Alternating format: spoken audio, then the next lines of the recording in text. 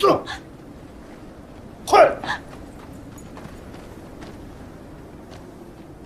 没什么姿色，送后厨干粗活吧。惹，走。若不是阿乔报信及时，还真让你们跑了。认错，只要认个错，既往不咎。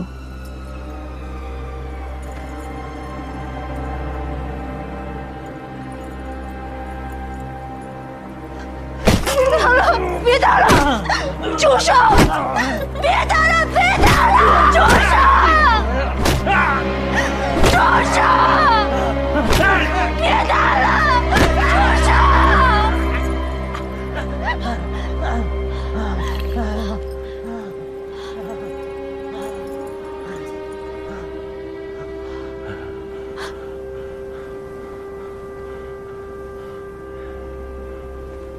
奴德军后代，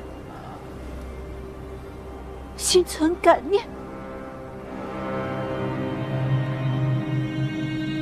今而立之年，定能妙选高门，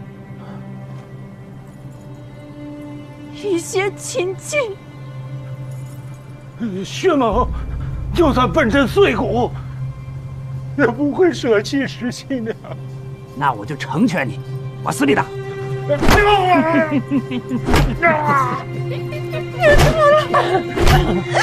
别打了！别打了！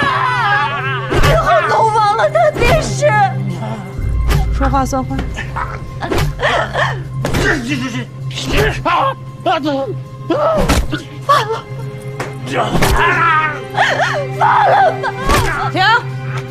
别打了！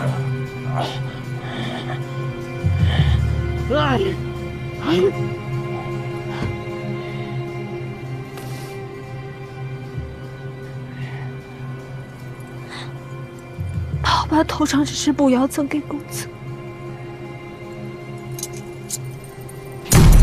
罢了吧。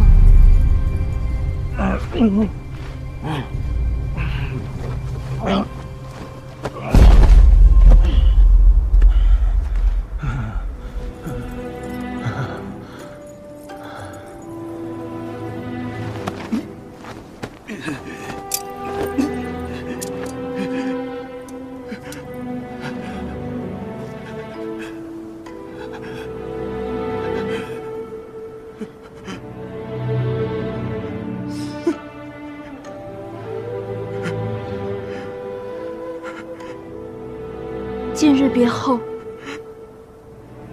恐难再相见。此差赠与公子一次归乡道途的勇度。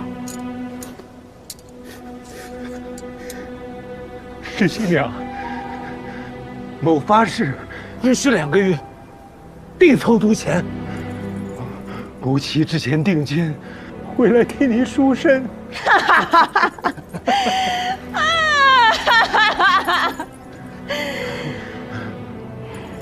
天宝3载，也有人跟我说过同样的话，可他再也没回来。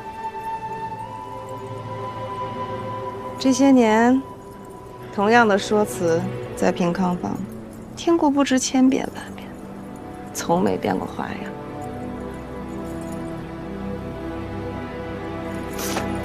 滚！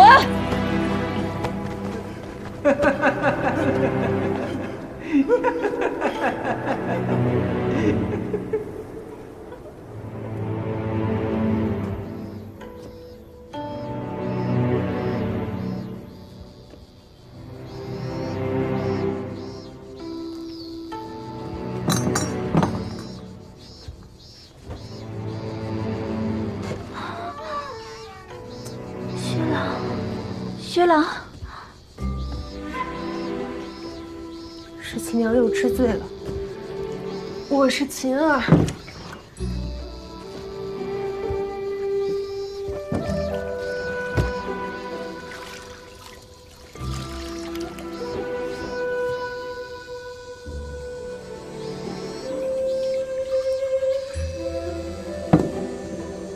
是啊，也是月余了。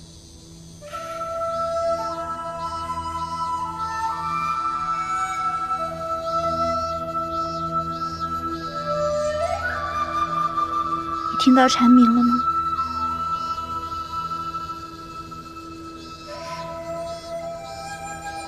最近我躺在这里，听着蝉鸣，总是怀念起我小时候。我坐在阿爷捞菱角的船上，穿梭在荷塘之间，荷叶连绵如云，忽而鱼儿嬉戏跳跃。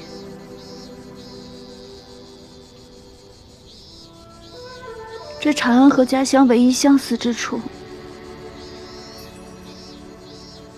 就只剩下这蝉鸣之声了。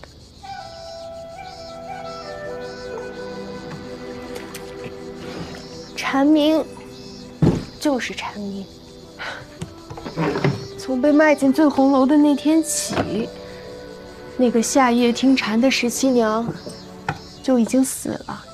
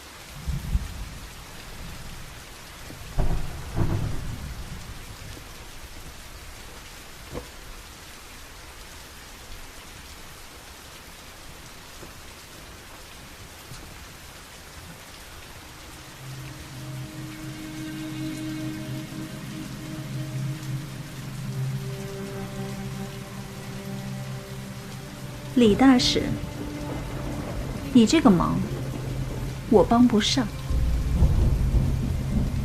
那如此，某便告辞了。啊，慢着，今儿你已经向我交了10抵，我会让你把房妻带走吗？敢！你们敢抢朝廷命官，不要命了吗？给我闪开！有松！哎呀，老实点！闪开！你们不要命了吗？我是朝廷敬重的李知识，不要命了吗？起来！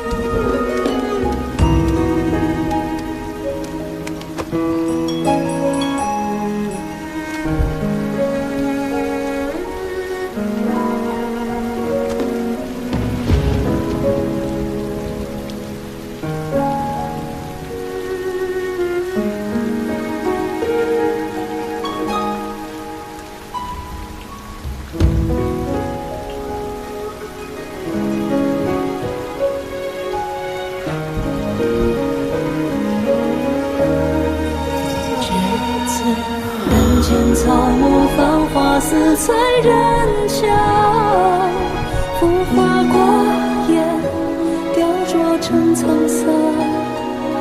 平凡可抵漫长，悲欢皆不知你的模样。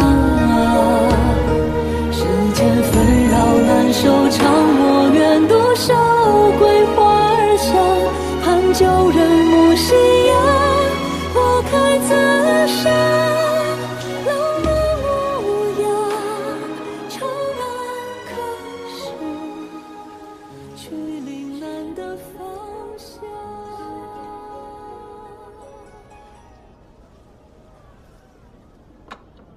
可安排妥当了？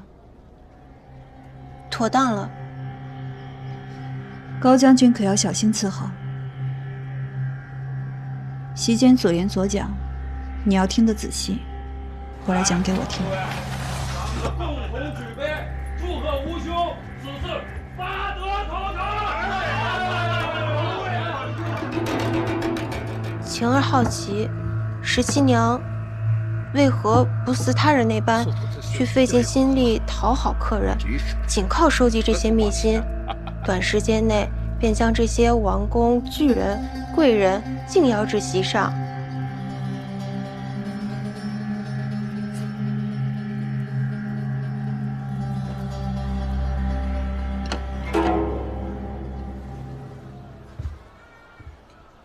这处宅子是昔日平康坊红人李香香的旧宅。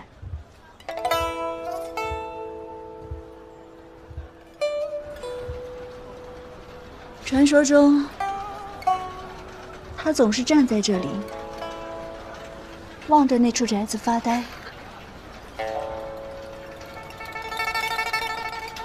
右相的府邸，你可知右相为何要把宅子建在平康坊？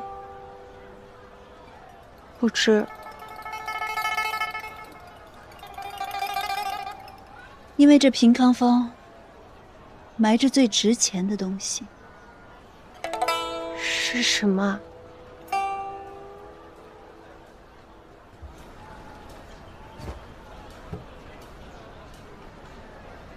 秘密。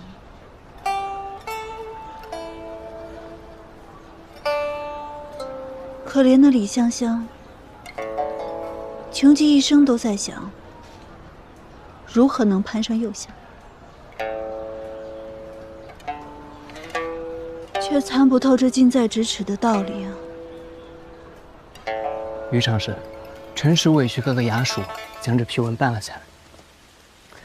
昨夜大雨倾盆，洗涤的尘垢，万物重生，真是让人神清气爽啊！这大雨啊，不仅洗涤了尘垢，也洗去了那荔枝使横冲直撞的锐气。他万万没想到，17娘背后的恩客是右相，却是白望人在帮右相打理出局的生意。那李善德白白铺藏了一圈，到最后终是逃不过您在长安的网。如今他失了房契，想必昨夜定是痛不欲生的。不经历涅槃之痛，何来重生之美呢？走吧，该我们给鱼喂饵的时候了，不然我们这池中之鱼真要被饿死了。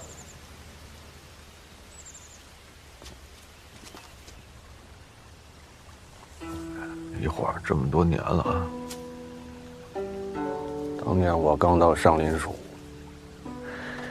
乐游院来了一批新牡丹，刘署令让我把你们老几位移到了这花园的一角。哎呀，虽然无人观赏，但是每年你都努力的开着。那年是倒转寒啊，所有的花迟迟不开，你呀是第一个开的花，引得圣人赋诗兴叹。从此你就成了乐游院的宝贝了。但是你说说，你受宠之时，就是你落难之日啊。问你以后还能想开就开，想拜就拜吗？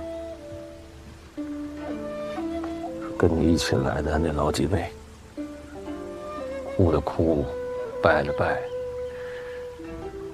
就你呀，还这么撑着、挺着，折了枝，生了虫，性命攸关的时候，大家都像躲瘟神似的躲着，生怕沾到自己。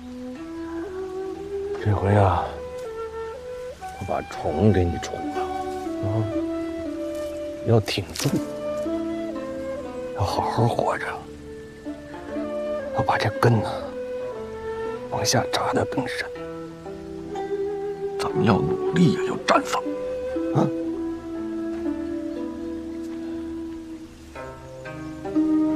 李大师，你让我找的好辛苦啊！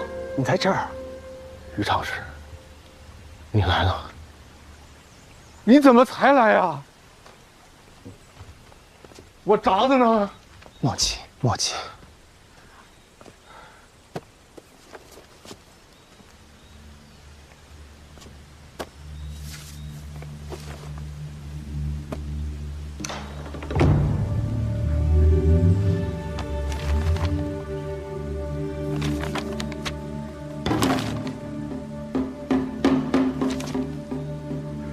批文啊！你的转运之法，我觉得可行，便马不停蹄的帮你办了下来。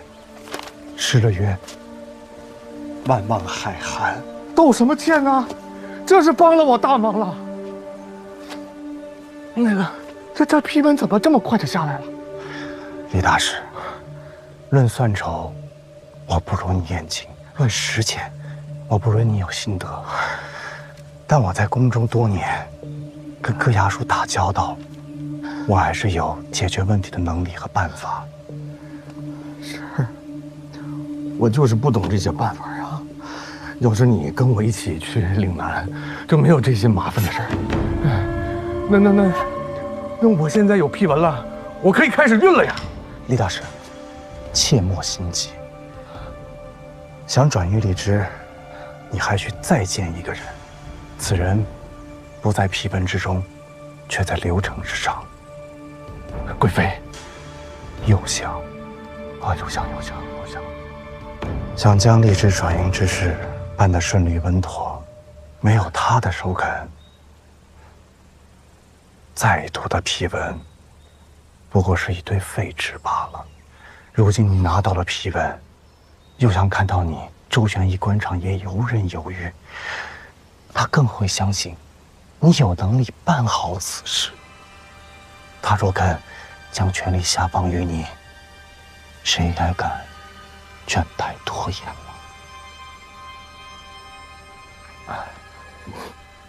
您考虑的特别周到，就是我跟右相，那我见他比登天都难。您看，您是不是能帮帮我？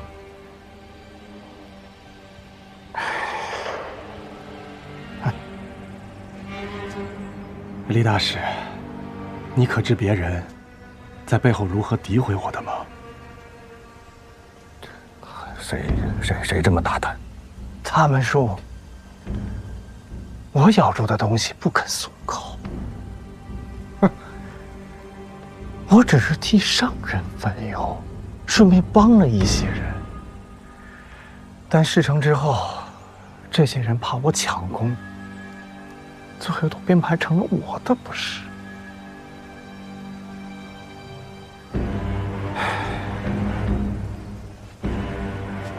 李大师，很抱歉，此事我不便再帮你出头。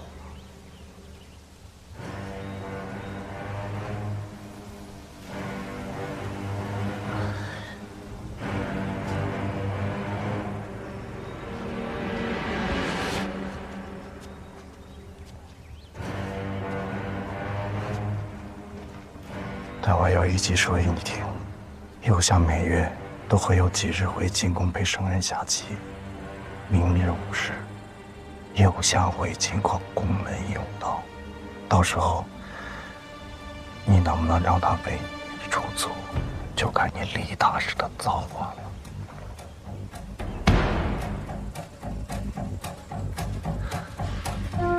嘿，有命之迷之贼是。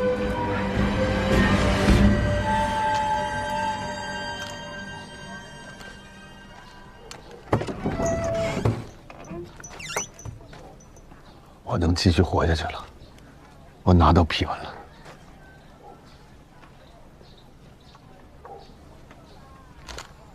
你怎么办到的？就是那个于长史，他帮了我。那便是当日骗走你铡子之人。这看来是误会他了。这么说，他应该是我的恩人。你说这一路上，遇到了一堆丑恶嘴脸，终于碰到个有良心的人了。那你都拿到批文了，怎么还一脸愁容啊？明日要去见右相，有了右相的帮助，我到岭南办起事情来，我才顺利稳妥呀。但是右相吧，他是云端的大人物，你说我也不会说官场的套话，我这是错词儿呢。我听何有光说起过，右相在西川干屯田起家，后来在朝里做过度支员外郎和太仆司卿。他一直跟钱货打交道，一听便能分辨什么是虚，什么是实。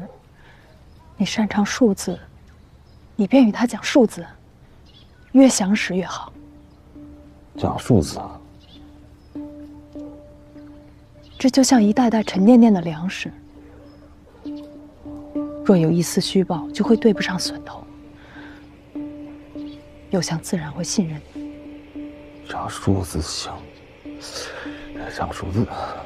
那要是他问起来，你都拿到批文了，为何还要去见他呢？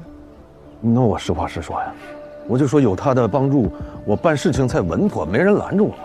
右相跟贵妃的亲情紧紧联系着圣眷，这是他最主要的利益。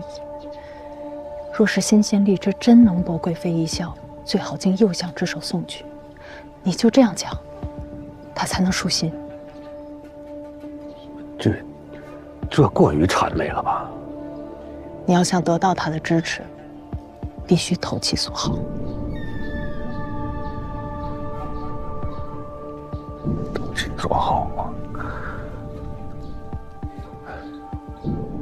这阵子你一直帮着我，为我这事儿劳心，我还没好好谢谢你。其实我也有私心，大仇未报，我在长安片刻不得安宁。我想借你之势重回岭南，让何有光给我阿爷献计。那我怎么帮你呢？我想让你在右相面前帮我求一个新的身份，有了右相的委用，何有光便不敢动我。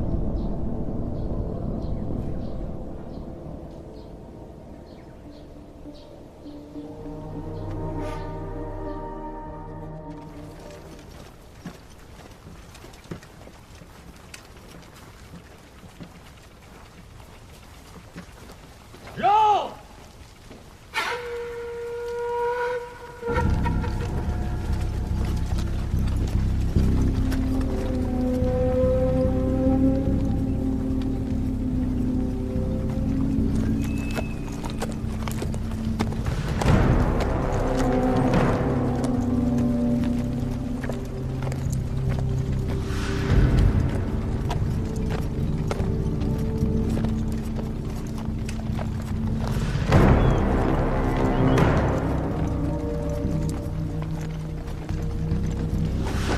谁敢在前方拦路？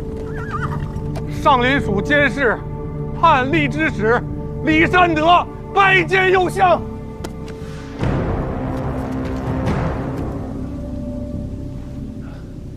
下官刚从岭南回来，我有一个方略，能使荔枝经久不腐，运抵长安，为贵妃寿辰增色。去哪？惹！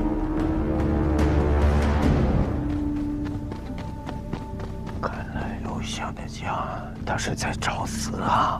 摊上了这等死差，以命相搏也是走投无路了呀！我看他是疯了。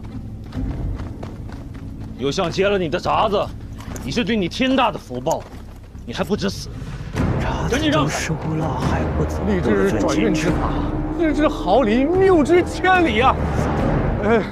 右相，请容我半刻，我向你细细禀报。放肆！右相日理万机，哪有时间跟你在这牵扯？右相，贵妃是可以知道先例之的。我要是胡说的话，你砍我头便是啊！右相，起来！右相，我胡说，你砍我头便是啊！右相。让他过来。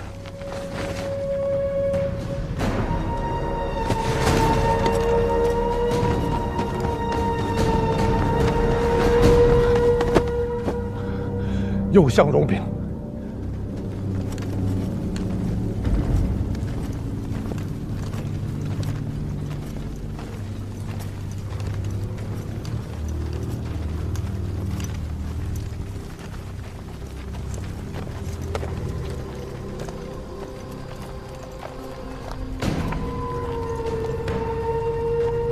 我先问你，这岭南到长安有多少去？5447里。好，那今日本相就给你这个机会，你好好跟本相说说，这3日便服的荔枝，你准备用什么方法把它从岭南运回长安？可是你刚才拦住了本相的去路。按唐律，拦截冲撞车驾者，杖一般；情有可原者，一吃50。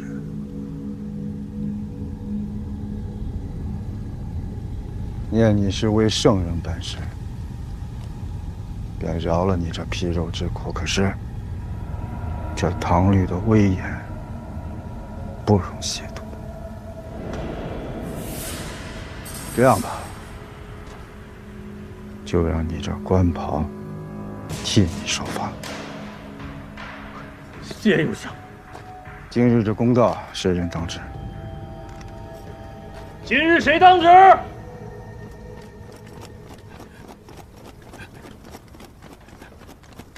属下当值，属下见过右相。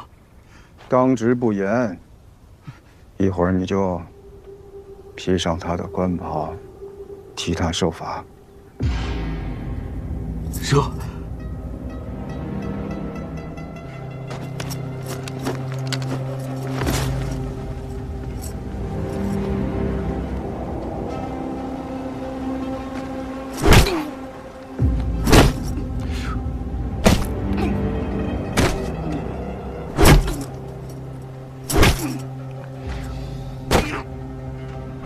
免了你的责罚，是为了让你好好的说。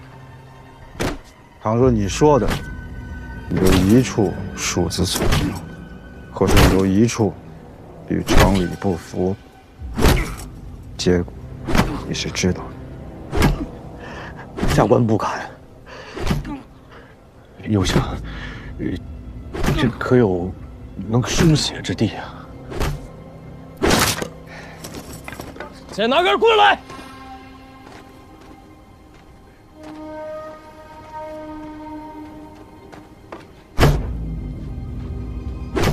这不就是？给他拿点炭。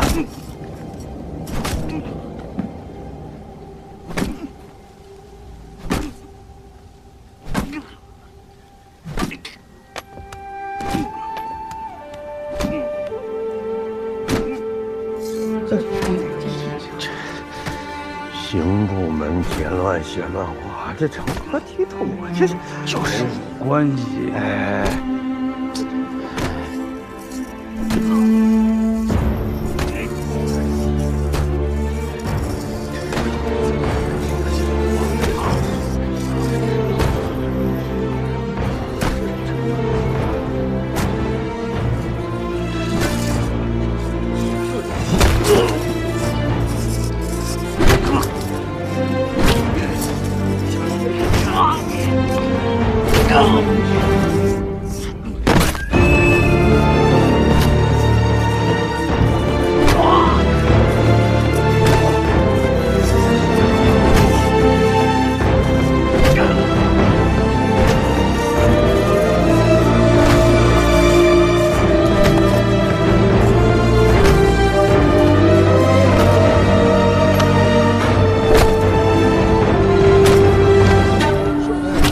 50，右相，打50了。你接着写。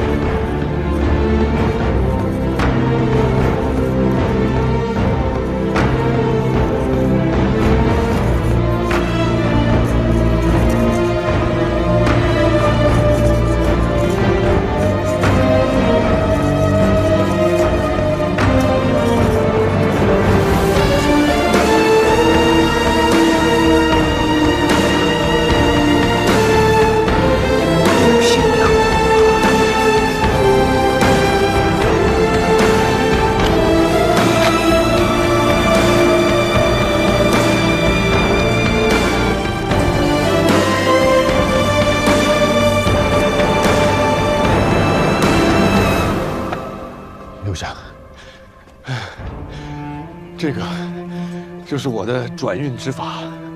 这些日子，我为了这个方法，我是呕心沥血、殚精竭虑。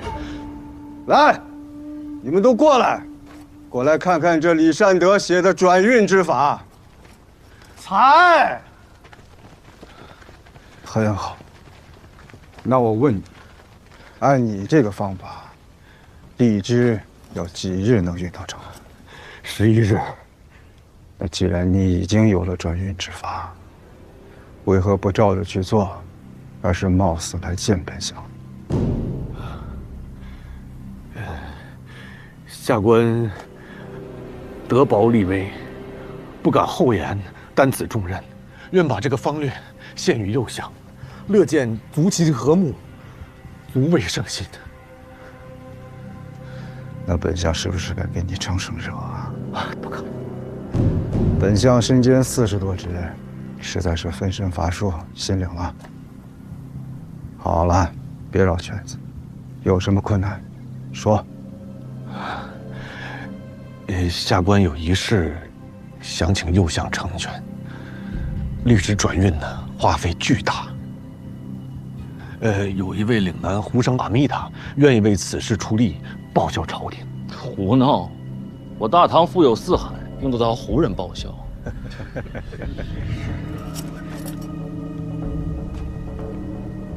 好，就按你说的做。还想要什么？内廷于常侍如果能协助我办此事，那就稳妥很多。右相，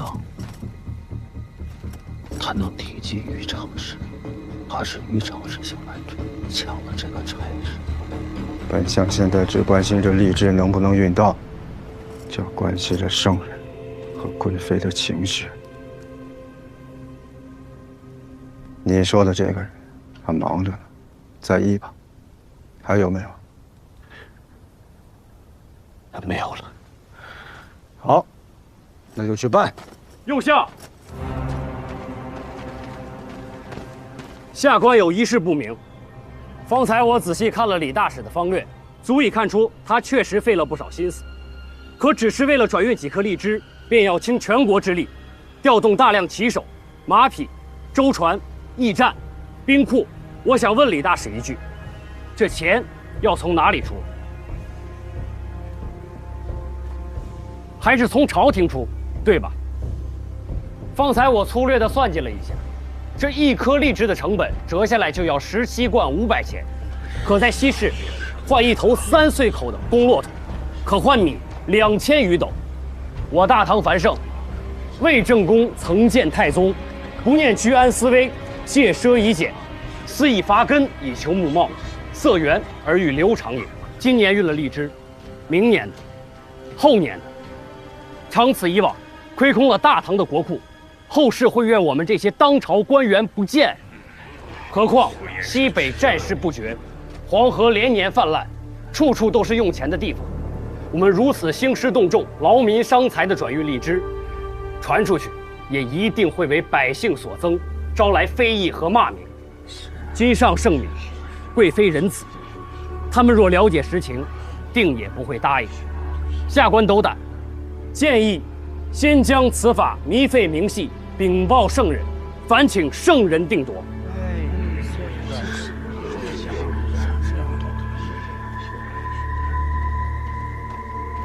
下官复议，下官复议，下官复议，下官复议，下官复议，下官复议，下官复议。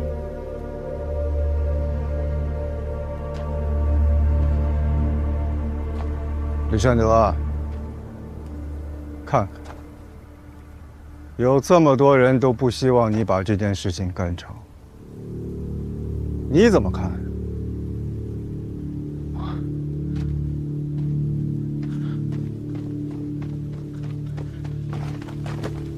臣复议啊！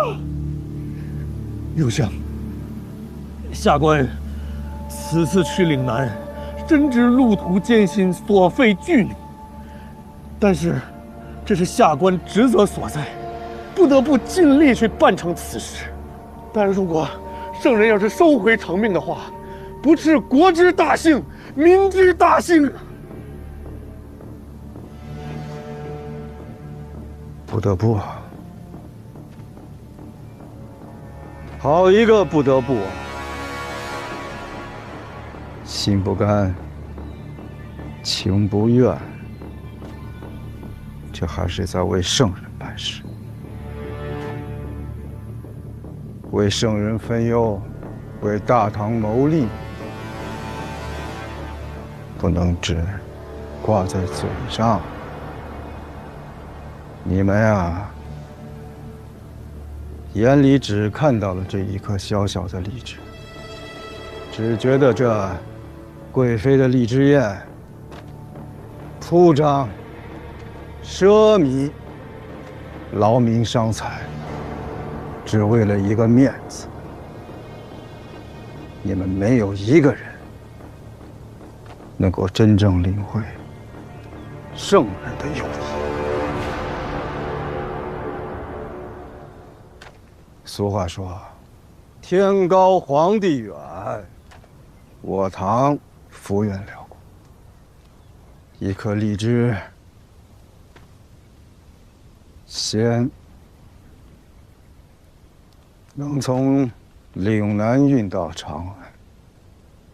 圣人就是想让世人都知道，在我唐，天纵然再高，可圣人却并不远。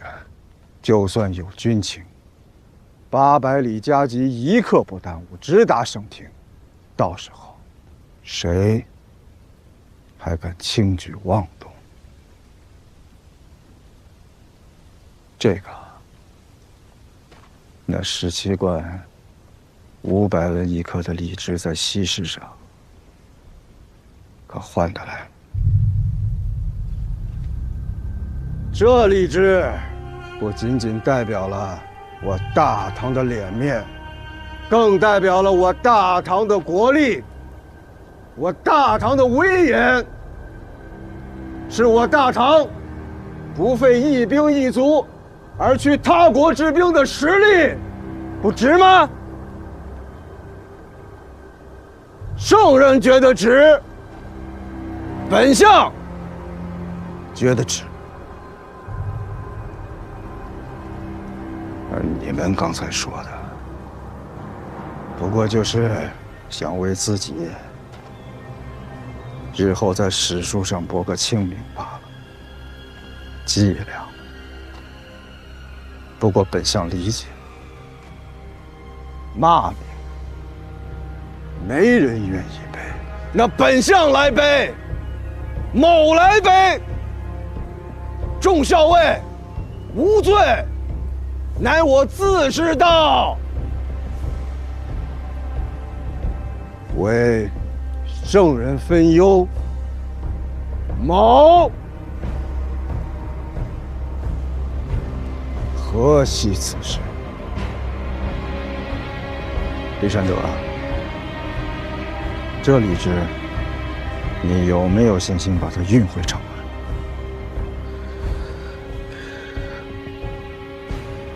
转运之法，要是能10足的贯彻，6月初1之前，我能把荔枝送到右相手上。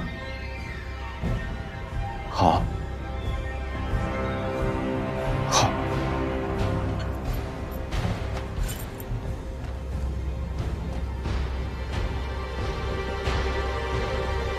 那就去办。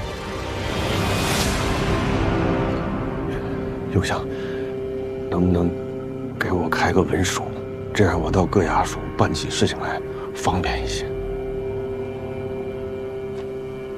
你已经拿了本相的牌子，这比文书好用。再走流程的话，那岂不是坏了本相的名声？但是你记住，以后再办事，千万不能再不得不了。